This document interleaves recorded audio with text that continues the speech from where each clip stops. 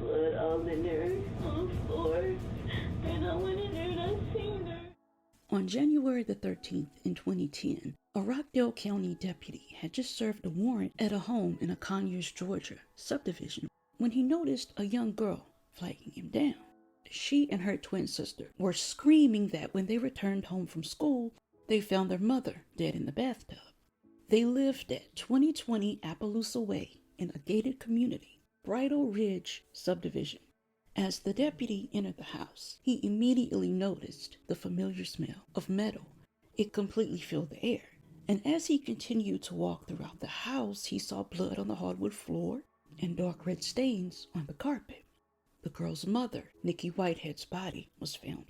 Outside of the house was a trail of blood to the neighbor's house. Well, that meant to police that Nikki was initially able to get away from her killer, but that she'd unfortunately been dragged back inside of the house. The neighbors said that Nikki had come to his home and she was yelling and ringing his doorbell. But because he was in bed, he ignored it. He said that he didn't want to get involved. Blood was also found on the outside wall of his house. Now, this is what happened. This is what she was running from. According to the district attorney, Nikki had been hit over the head with a vase and stabbed in the back and the neck with a kitchen knife. The knife also punctured both lungs and her jugular vein. She had been stabbed over 80 times and her spinal cord was almost severed. She was also strangled with a ribbon from one of those competition medals. She was then dragged into the tub where she was left to die. This crime was personal, but what was the motive? What exactly was going on in that house? Jamaica Whitehead, a cosmetologist who went by Nikki, was born while her mother Linda was in prison for prostitution and drug possession. Because her mother had issues, Nikki was raised by her grandmother, Della Frazier. When Nikki was young, she didn't understand why she couldn't be with her mother or why she couldn't get the love that she desperately needed from her mother. And because of this, she acted out and she started to go down the wrong path. She moved out of Miss Della's house when she was 16, and when Nikki was 17, she became pregnant with twins by a man she later learned was married. Nikki would name the girls Tasmiyah and Tasmiyah. They went by Jazz and Taz for short. He didn't want anything to do with Nikki or the babies, so they too would live with Della Frazier off and on for several years. Miss Della and her husband supported the girls' extracurricular activities like Girl Scouts, tennis, music, and ballet. She taught the girls manners, and they did extremely well in school. They had aspirations of going to Harvard. And she did this while she was working full-time at Coca-Cola and later for the newspaper Atlanta Journal-Constitution. Miss Della said that she and her husband took care of the girls with a little help from Nikki. She eventually got caught up with the wrong crowd and she started to drink and do drugs. In 2007, when the twins were 13, Nikki wanted them to come and live with her and a boyfriend, Robert Head, who was over 25 or 30 years older than she was. So she requested custody.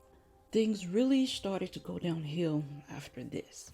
The girls, they did not want to be with Nikki. They didn't want to follow her rules. And Miss Della was lenient, so the girls could do almost whatever they wanted.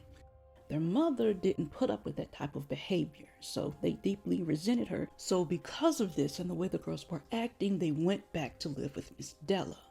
Unfortunately, they started to steal money from her, as well as other family members. So Miss Della had a deadbolt installed on her bedroom door. The girls resented Nikki because they saw her attempts to control them as being hypocritical because of her own lifestyle. In 2008, a fight broke out between Nikki and the girls because she took away Taz's cell phone.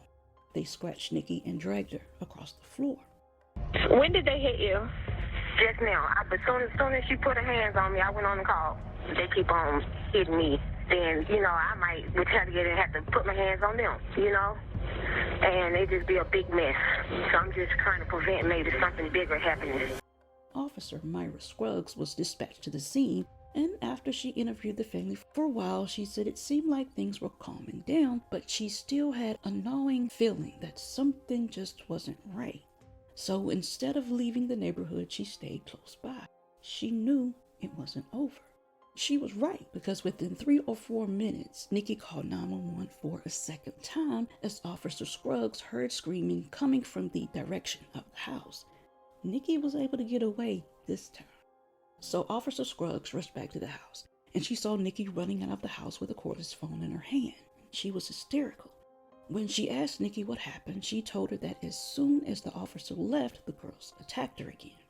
The girls told Officer Scruggs that they did not want to live with her mother, that they wanted to be back with their grandmother. The girls were charged with battery, and the case went to juvenile court, where a judge gave custody of the girls to their great-grandmother, Miss Della. They would go back and forth between living with Nikki and Miss Della and were ordered, along with Nikki, to undergo counseling. As time went on, the girls became more violent and Nikki became more erratic. So at one point, Nikki was held in contempt of court for cursing at Miss Della and the twins. In 2009, the girls were back in juvenile court for truancy and running away from home, so a judge placed them back in Nikki's custody. Nikki was, however, afraid of the girls. She was afraid of the girls because she knew they worked together. One of Nikki's friends had even told her to put a deadbolt lock on her bedroom door, which she did. Now one night, Nikki found out that Jazz had snuck out in the middle of the night to meet her boyfriend, so she called 911 and Officer Myra Scruggs responded. Here is some of that 911 call. Conyers 911, where's your emergency? I just woke up and my daughter's gone at the house. How old is your daughter? Oh, Lord, 13. And as I mentioned, the fights would just continue to escalate. Things had gotten so bad that Nikki told her friend Yucca Harris that if anything happened to her, the girls did it. In January of 2010, a judge granted Nikki custody, and again, the girls hated it. They screamed, they cried, they begged the judge to not put them back into Nikki's custody. They were distraught. This caused all hell to break loose in the hallway of the courthouse. Jazz was the most upset and said that if she had to live with Nikki again, she was going to kill her. The girls were then told to just see how it goes for 2 weeks. In 8 days, police were called to the home twice. One of those calls involved Tasmiyah throwing a bag of food. The next day, Tasmiyah called saying that a dispute between her and an aunt led to a pushing match and a welcome home party that they had for the twins. On January the 13th, Nikki was dead. She was only 34 years old. And during the funeral, the girls wouldn't even look at their mother's body. On the day of the murder, as police were driving the girls to the police station, one of them was seen biting her arm. And when asked what she was doing, she said that this is what she did when she was upset. It was like a coping mechanism. In the interrogation room, Detective Ken Swift noticed the girls were consoling each other, so he felt bad for them. He asked what he could do to make this easier for them, because at the time, they didn't know that the girls were involved. But the girl's response made the hairs on the back of his neck stand straight up. They turned, looked at him plainly, and said, "Can we watch CSI?" At that moment, he knew that something was very, very off with these girls. He also noticed that they kept their gloves on, and when police asked to see their hands and their arms, they both had bite marks and scratches. They said that they had gotten into a fight with each other. But once they were separated, their account of what happened that morning started to change. Now, this is what police say happened the day of the murder and what probably triggered it. The girls had been up until about 2 or 3 in the morning on a school night, so they didn't want to get up when it was time to go to school. So when Nikki went to wake them up, things spiraled out of control, and the girls claimed that Nikki threatened them with a pot that had been on the stove, and then she threatened them with a knife. When Nikki put the pot down, one of them picked it up and hit her with it. Nikki then bites Taz in the chest and she latched on. So because it's obviously painful, Taz was trying to get Nikki off of her. So Taz starts to stab Nikki while Jazz strangles her with a ribbon medallion. Then they placed her in the tub. Most of Nikki's wounds were shallow, but there were deep wounds that penetrated both lungs, the jugular vein, and the spinal cord. A medical examiner said the wounds were all survivable if Nikki had been treated immediately. Once Nikki was dead, they attempted to clean up parts of the crime scene, and then they went to school so they would have an alibi. They told police that on the day of the crime, they missed the bus, so they decided to walk. Their school was 2 miles away. They said that they left for school at 7:30, but they had actually gotten a ride from a stranger around 10:15 that morning. A surveillance camera from a gas station captured this. Now back at the crime scene, in Taz's bedroom, a pair of brown boots with a lot of blood on them was found in a shoebox. Police also found a clump of hair that had been wrapped in a napkin and then stuffed into the toe of that boot. They only had circumstantial evidence, so prosecutors couldn't determine which twin any of the DNA belonged to because they have the same DNA. So because of this, they were released to their great-grandmother where they would remain for the next 4 months. Remember me saying that Taz was biting her arm?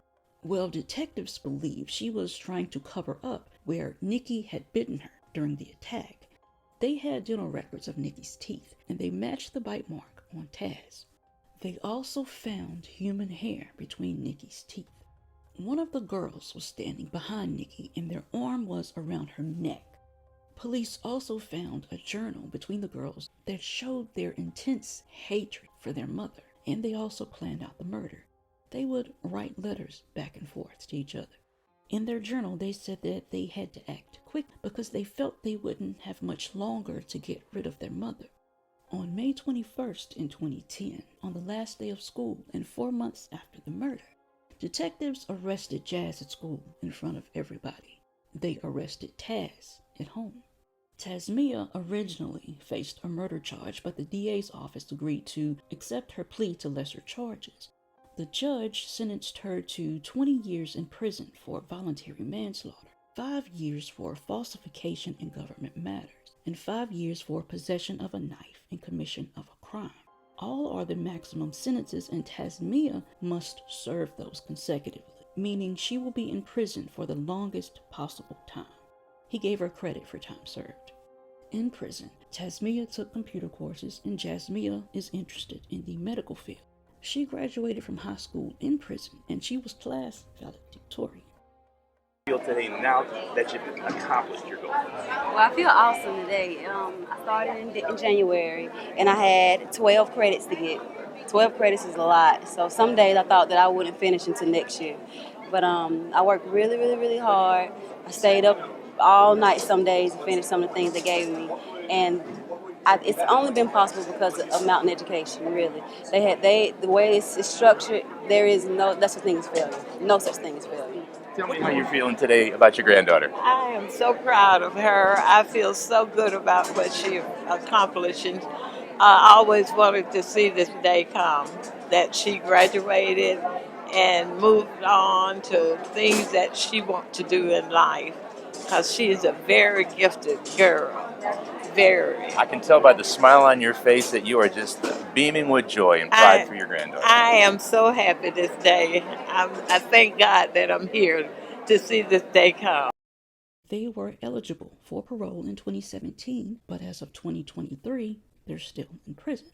They won't be eligible for parole until 2040.